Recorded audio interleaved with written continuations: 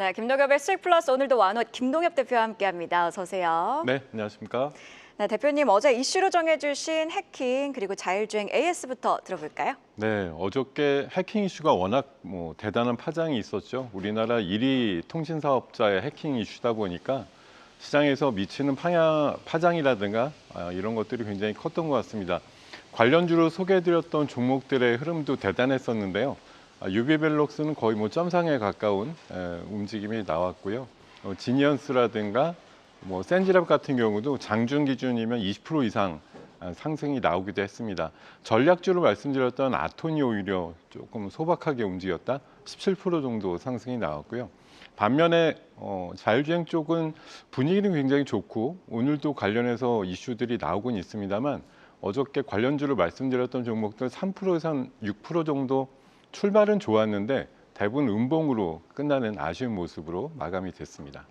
지금 해킹과 관련해서는 워낙 우려사항이 크다 보니까 아무래도 이슈의 연속성이 이어질지도 궁금한 것 같습니다. 어떻게 보고 계실까요? 네, 어저께 종목들 얘기 드리면서 고의견 드린 게 어저께 물론 굉장히 세게 출발할 건데 이게 연속성이 있느냐의 관점에서 고를 드린 건데요.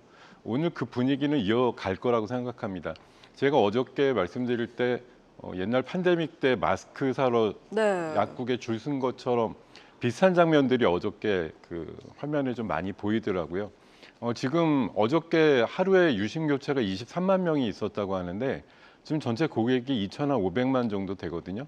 이런 정도 속도라고 하면 다 바꾼다고 하면 100일이 걸린 이슈라서 아마 며칠 동안은 줄을 서는 그런 장면들이 계속 나올 것 같고 관련해서 2차 피해의 어떤 사례 같은 것들이 하나라도 확인이 된다고 하면 이 폭발력이 조금 더 이어질 가능성이 높다라고 판단을 드립니다.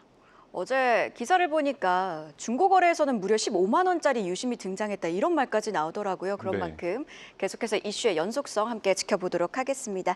첫 번째 이슈부터 그럼 자세히 짚어보도록 할 텐데요. 첫 번째 이슈로는 엔터 관련주를 가지고 오셨네요. 네, 오늘 좀 이슈들은 시장에서 가장 좀 편안한 업종과 섹터가 아닐까 생각이 드는데요. 가장 주가 흐름도 원만하고요. 엔터 같은 경우는 관세라든가 이런 영향에서 좀 제외되어 있는 청정 섹터다 이런 표현들을 많이 하고 있거든요.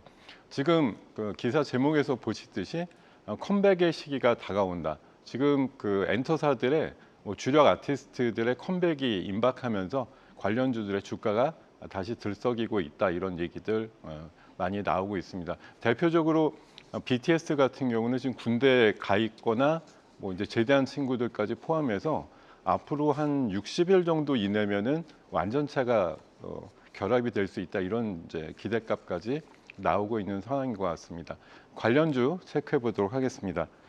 자, 먼저 SM입니다. 1분기 매출은 예상치보다는 조금 덜 나올 것 같은데요. 2천억 정도 초반 정도 예상을 하고 있습니다. 다만 그 하츠라고 하는 그 신인 걸그룹이 42만 장의 신보를 발매를 해서 예상 이상이었다. 이런 평가를 받고 있고요. 2분기부터 실적이 좋아질 것으로 예상합니다. 고의견 드리겠습니다. 자, 두 번째는 JYP 엔터인데요. 최근에 그 콜드플레이가 내한 공연을 했는데 거기에 그 트와이스가 전회 찬조 출연을 했다라는 게 이제 화제가 되기도 했었고요. 넥스지라든가 스트레이키즈 같은 경우 신보가 또 기대된다는 의견들 나오고 있습니다. 고의견 드리겠습니다. 자, 세 번째는 YG엔터인데요. YG엔터 하면 당연히 블랙핑크입니다. 7월 달부터 월드 투어를 시작을 할 거라는 전망, 18회에 걸쳐서 약 200만 이상의 관객이 모일 거라는 기대치가 있고요. 베이비몬스터도 최근에 활동량이 증가하고 있는 것들 감안해서 고의견 드리겠습니다. 네, SN, JYP 엔터 그리고 마지막으로 YG 엔터테인먼트까지 모두 고의견 주셨습니다. 바로 이어서 두 번째 이슈도 열어보도록 할 텐데 엔터주에 이어서 이번에는 K뷰티 섹터를 주목하고 계신다고요? 네, 사실 지금 변동성이 큰 시장에서 가장 좀 안정적인 추세를 나타내고 있는 것이 K뷰티 아닌가 생각이 드는데요.